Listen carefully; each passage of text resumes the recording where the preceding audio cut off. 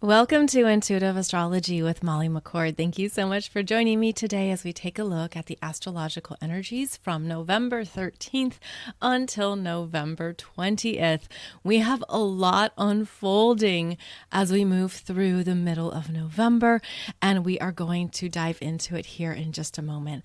But first, I want to say a warm welcome to those of you who are new subscribers and new listeners. Thank you for joining me, as what I share here is expansive intuitive astrology, where we look at the energies of the cosmos and how they apply to our lives as spiritual beings, how we feel them energetically, and also how you are being guided in your soul growth at this time. This is astrology that's designed to expand your consciousness. Of course, that will depend on your natal Mercury, because that is how you receive information.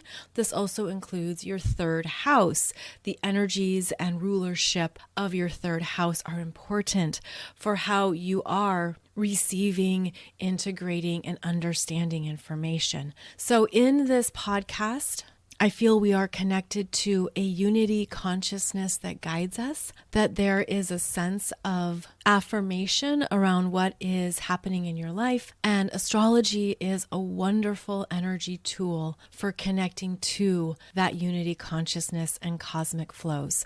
I have been practicing, studying, and applying astrology for over 30 years. Yes, 30 years. And it is a passion of mine that I'm so delighted to share with you. So as we look at the energies of this week, one thing that I was receiving here as a message is that this is a powerful time for you to connect to future timeline manifestations, that we are moving through some significant shifts into November, and it would be useful to get clear on what you want to create in your life next, because what we are encountering in the astrological energies is a truer empowerment around our sovereignty, around our gifts, around what it means to really know yourself in this lifetime. And so this is a week to give yourself time and space to sit with what that could be. This is important because we're also going to be moving into new soul assignments. We are entering into a new playground of energies, and this is expanding us into more of what we want in this life. And it's based on, of course, what you've already been through, what you've healed, what you've recognized, the karma you've cleared, the inner child work you've done, the wounding you've faced, and on it goes, because we do continue to experience these energies, but as we ascend, we spiral up. We spiral up, and as we do so, we see these energies through a new lens and a different perspective, and they often aren't as intense or emotional. We've cleared out a lot, and we understand what we're facing when they come through the door again. So this is a time to get really clear in what you want in a future timeline manifestation that can be pulled in. It can be magnetized towards you faster than ever. And I really mean that because of how we're moving into really big energies in 2025. As Saturn and Neptune enter Aries, Uranus moves into Gemini, Pluto stays in Aquarius, and we're going to have these Renaissance energies guide us into new chapters. And it's actually coming in now. It's happening now because over this next week, Pluto re-enters Aquarius on November 19th. And so we are moving into what it means to experience this paradigm shift and to make sure that we're aligned with what we want next, that we're not stuck in the old, that we're not fixated on what was or what has been, that your energy isn't looking in the small rear view mirror, rather you're looking in that wide front windshield. And that is part of the focus of this week. So I will touch on Pluto re-entering Aquarius in today's podcast, but just to paint the picture that this is a powerful time of listening to what you want. And that energy is emphasized as Saturn stations direct at 12 degrees of Pisces on November 15th. So November 15th, which is Friday, brings us this Saturn stationing direct and the Taurus full moon. As Saturn stations direct,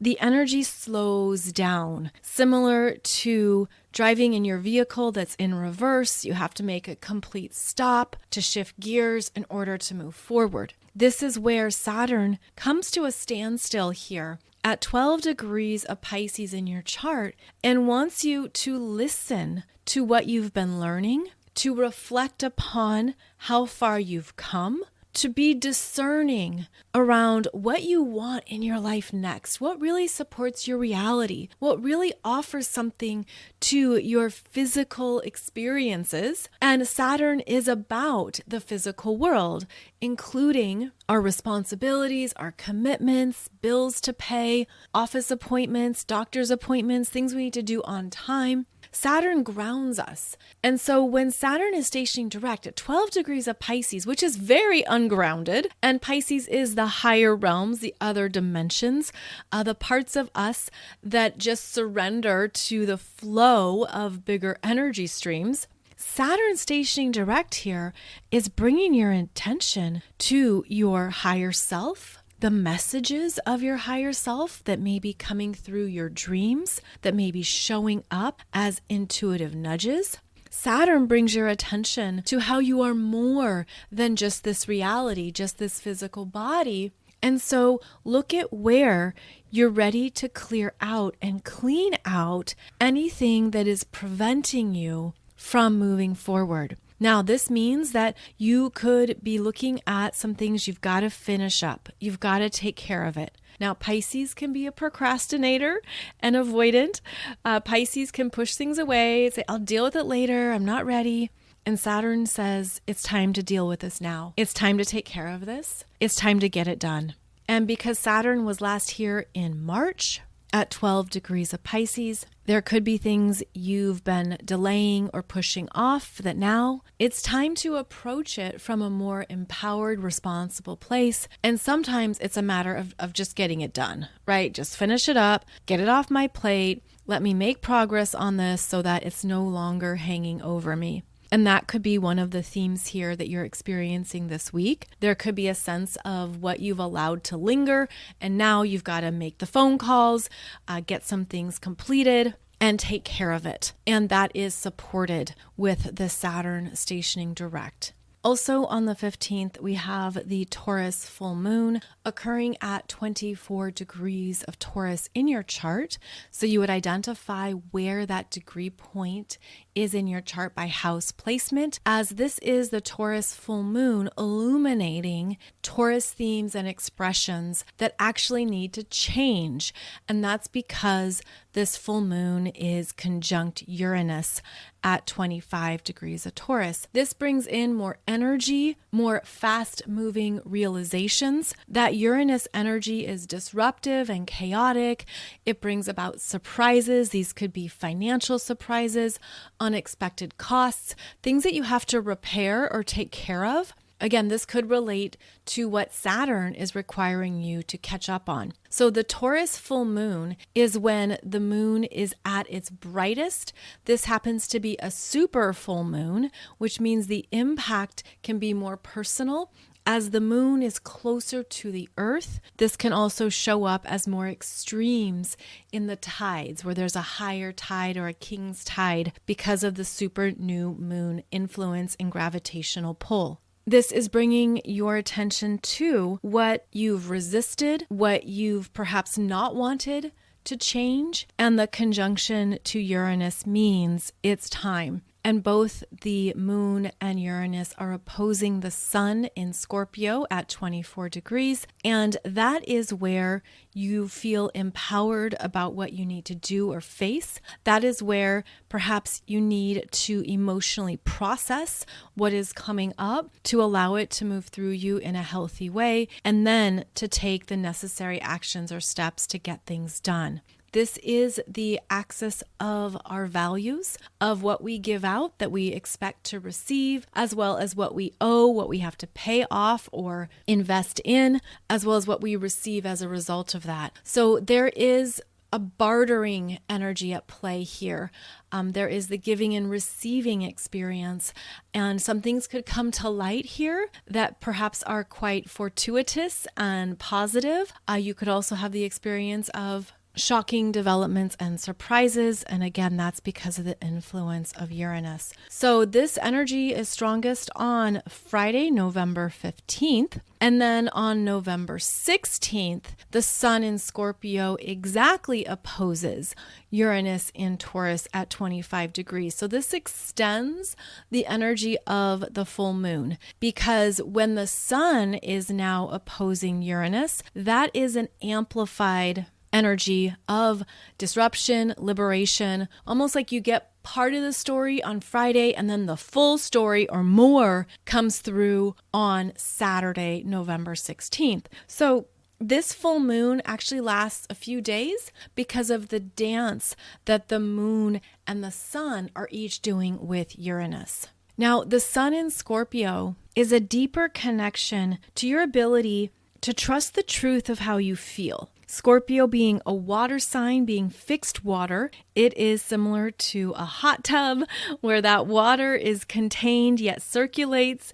And we know that it's very important to clean out that hot tub, to filter it, to ensure that it is healthy and operating efficiently. So the Sun in Scorpio is asking you to look at, what do you need to move through? What emotional processing is requiring your time, energy, and attention? And all of that is designed to bring you into a deeper knowingness of how you really feel, the wisdom of your feelings, as well as to look at, in years past, how much have you changed in the Scorpio areas of your life? Because the Scorpio transformation process is intense and deep, and we often don't see it in the moment, but we can reflect back and notice what has shifted for us over years. So this is a time every Scorpio season to check in on how much you have transformed emotionally, where you have faced fears, and how that has supported your emotional body in feeling stronger and more trusting of yourself. This can mean that you feel less reactionary, less quick to anger. This can show you where you're no longer stewing over something long term. Rather, you've been able to process it, move through it, and detach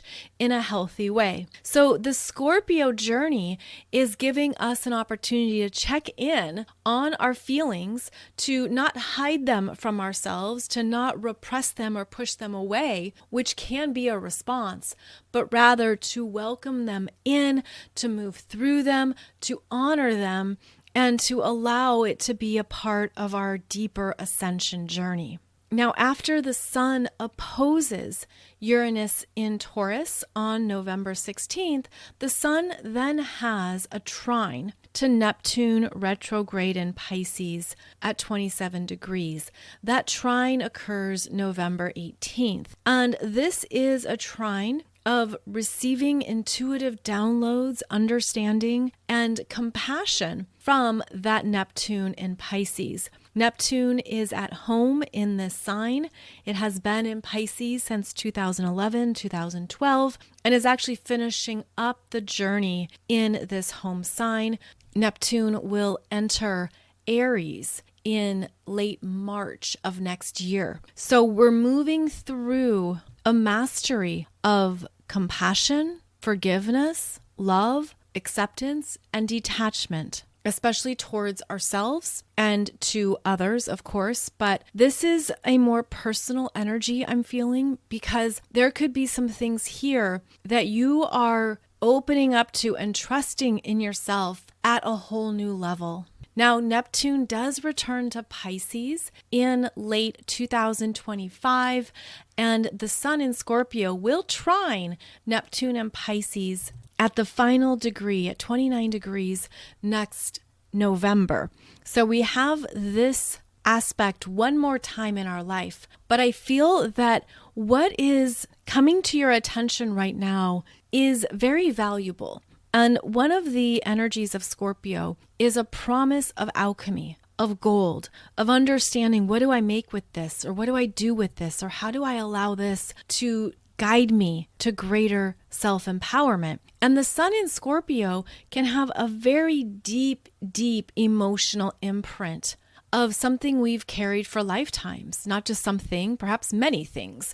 Many themes come up in Scorpio for us to work through that often are very uncomfortable, bring up our fears, bring up our deep, dark, dense emotional imprints, bring up our experience of manipulation, control dynamics, revenge and vengeance, betrayal, deep anger, hurt, pain. And yet there's an invitation here from this Neptune in Pisces to look at how you are consciously feeling it and moving through it, and then allowing a higher presence through your higher self to support that transformational experience. So this trine here to Neptune in Pisces, I feel it brings in a softening. It's meant to soften the edges. It's meant to bring in more self-compassion and self-forgiveness, to look at where you were doing your best or you didn't know better.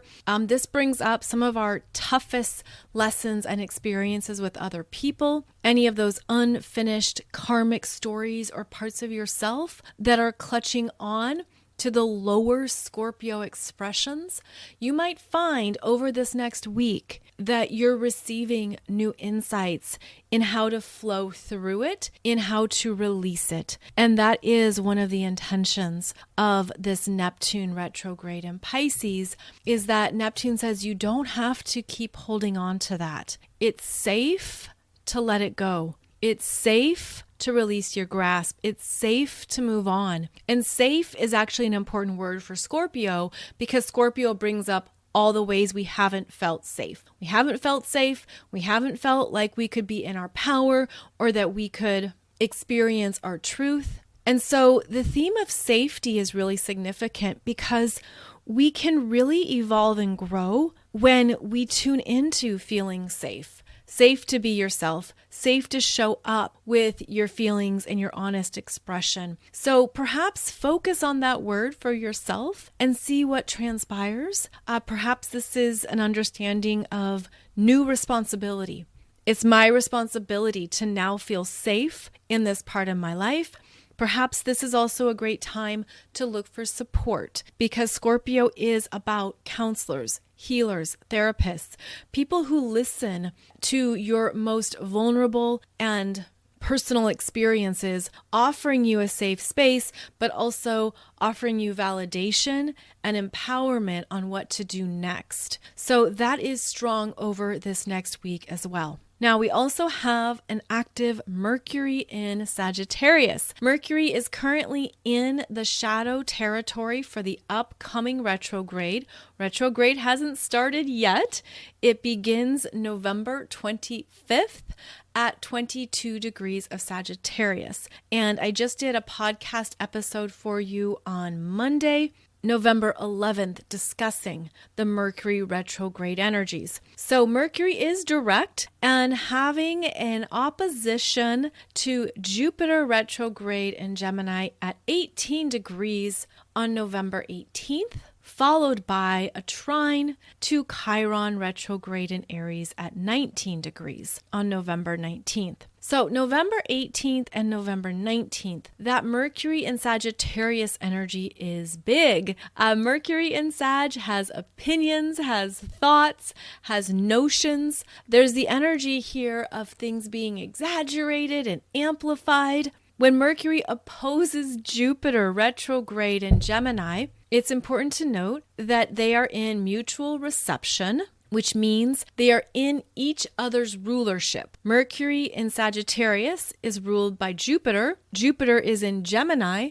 which is Mercury's rulership. So they're in what we call mutual reception, but just to add more flavor here, they're each in detriment, which means neither of them is at their best. because they're the furthest away from their home turf. So this would be the energy of don't believe everything you think. Don't believe everything you read. Don't assume. Don't assume. And the assumption energies are quite big these days. There's a lot of assumptions being made without facts, without information to back it up, without credible sources. And so this energy is in the mix, and it's asking us to look at, am I making an assumption, or have I asked a clear question to gather details? Have I really had a conversation about this? Or have I just assumed this part of the story or this part of the narrative? So this is a big energy that carries into December because of this upcoming Mercury retrograde.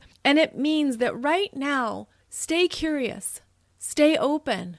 Don't assume to know one way or the other. In fact, the more we can acknowledge when we don't have enough information about something, the more clear our energy is. It's like it doesn't get clogged up with the nonsense or the unknowns. And if you're intuitively feeling something or picking it up, again, ask details, pose a question, have a conversation, and don't rely on assuming to know something, because that is going to potentially send people off on the wrong track and take you further away from actually knowing the answer or understanding something. So there is a need to be lighthearted, to stay detached, to stay open to talking about something. This energy also feels like it's meant to keep a conversation going and to not just land on one outcome or how it should be. Mercury will be making 2 more oppositions to Jupiter in Gemini, as well as 2 more trines to Chiron in Aries. And this Mercury has had an active dance with Chiron in Aries throughout 2024. In fact, one thing that I'm noticing here is that Chiron is back at 19 degrees of Aries, which was the Aries solar eclipse point in April. And so now there might be more that you're discovering and understanding as Mercury in Sagittarius trines this Chiron at that eclipse point, because if you'll recall, Chiron was conjunct the sun and moon in Aries at 19 degrees. So we are revisiting these eclipse understandings, and we're allowing ourselves to see something from a new angle, to stay open to what we didn't know or didn't understand, and to allow this Chiron in Aries to keep taking in potential remedies and solutions. Mercury in Sagittarius wants to expand us, wants us to go further, step outside what we have known, to be adventurous in how we move towards higher understandings. And Mercury in Sagittarius brings us into connection with our personal ideologies, worldviews, opinions, perceptions, and how that shapes our lives, how that shapes what we understand. And so the upcoming retrograde can reshape some of these understandings and open us up to what we didn't know, the stories we hadn't heard, the information we didn't previously connect with. So in your chart, you would identify where you have 6 to 22 degrees of Sagittarius. 6 degrees of Sag to 22 degrees of Sag is where the Mercury retrograde is going to be happening for you. This is where you will want to stay flexible and open to those RE words: reconsider, reprioritize, redo, revisit. Mercury starts the retrograde November 25th, so we're not there yet, but this is how we can be more conscious of what we're moving through this week. So if something presents itself and then you love it, it's awesome, it's the best thing ever, just know that it's probably going to be reworked or revamped throughout the Mercury retrograde cycle. Now on November 19th, Pluto re-enters Aquarius at 3:29 p.m. Eastern Time and moves into this sign where Pluto will stay until 2044. So this means that Pluto is returning to 0 degrees of Aquarius for the 4th and final time. We've had this Pluto moving back and forth between Capricorn and Aquarius since 2023. Now this full entry into Aquarius is where the energy shift truly is felt. There is a paradigm shift, and this is where we're moving into these future timeline manifestations that perhaps you have felt are right out there, just on the horizon, on the edge of your experiences, and now they're coming in. Keep in mind that Aquarius is very different than Capricorn. And so the change in energy is going to be felt in the frequencies. Pluto in Capricorn is very traditional, determined, considers the long term, understands there are things in place that need to be respected, need to be worked with. Pluto in Capricorn is about taking the high road and moving for long-term payoffs. What is the long-term goal, the long-term reward? This is very different to the energy of Aquarius. Aquarius brings us into the quantum field of all potentials happening now. Aquarius is quite buzzy and eccentric. There's a sense of, I've been on the traditional path. Now I want to do what's correct for me. And this is one of the energies we're going to be seeing in the collective. You could be feeling this already because, again, Pluto has been activating this in your chart since last year, but you could be feeling that you're done with something that was expected of you. A traditional path or role, something you had to stick with and see it through. Now, Pluto in Aquarius is activating more of your individual nature. This is the energy of showing you how you're different and unique and what to do with it, how to feel empowered in your unique frequency, and to know that this is the path to take. In fact, it's not even necessarily a long-term path, but it's happening in the quantum field and you're opening up to it now. Massive awakenings occur under Aquarius. Aquarius is the masses, the collective, society, and all these frequencies are undergoing a very intense shift that lasts for 2 decades. So as this Pluto re-enters Aquarius, again, November 19th at 3:29 p.m. Eastern Time, we're shifting into a new frequency that we've been sampling, and now it truly lands and sticks. One thing you can do is look at the early degrees of Aquarius in your chart, specifically 0, 1, and 2 degrees of Aquarius, as this is territory that Pluto has already covered for you. Now Pluto moves through 0 degrees of Aquarius for the last time, which has been the point of initiation.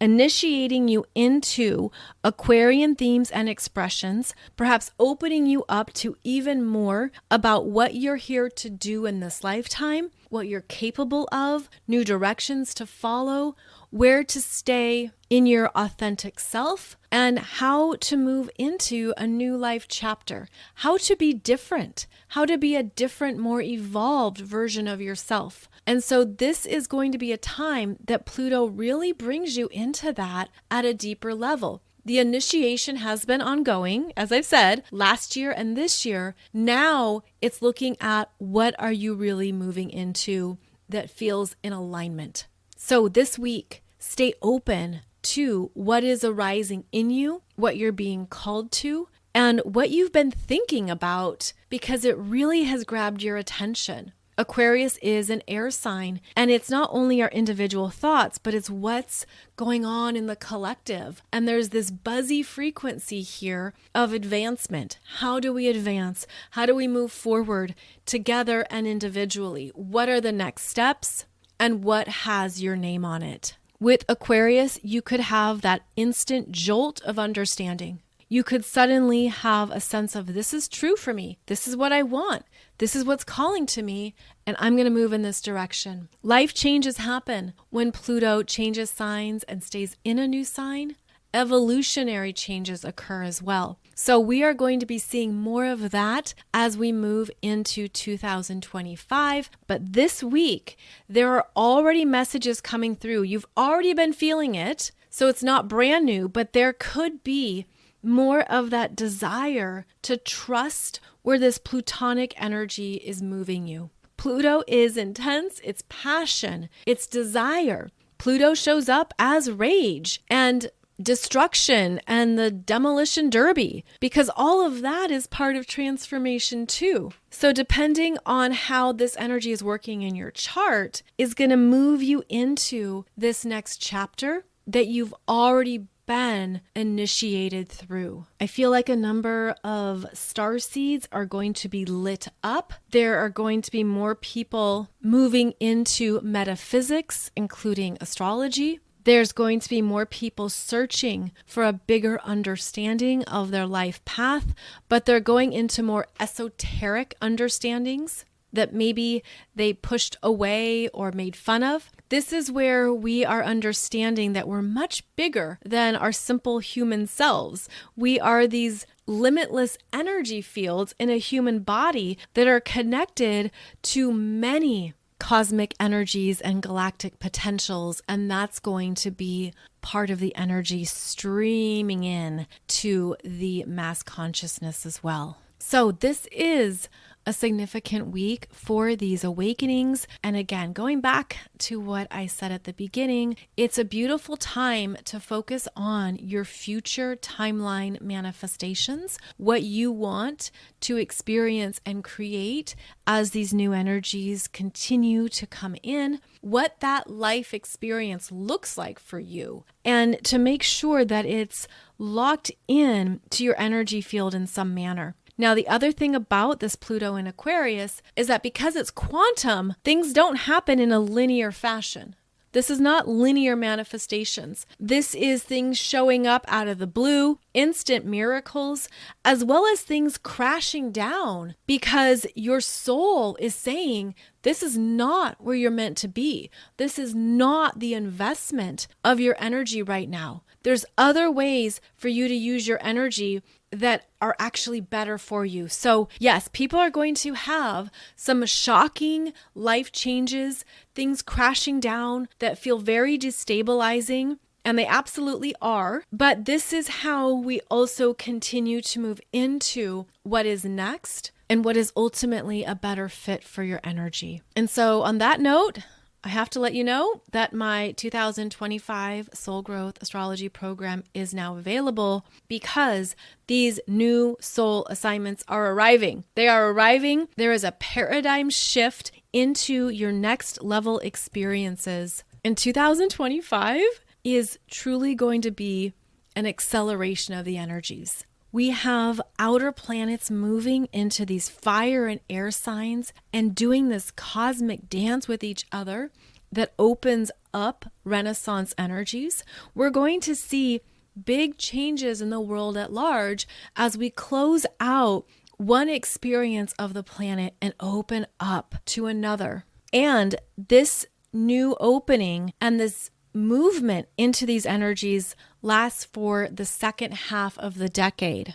Your planets and points in fire and air signs are going to be rejuvenated and buzzing. You're going to feel inspired and newly creative with these transiting energies. There's going to be more here that you feel finally aligns for you and shows up. If you have many planets in earth and water signs, there is support for earth and water signs, but you also want a heads up because you're going to need more time to adapt to this accelerated experience.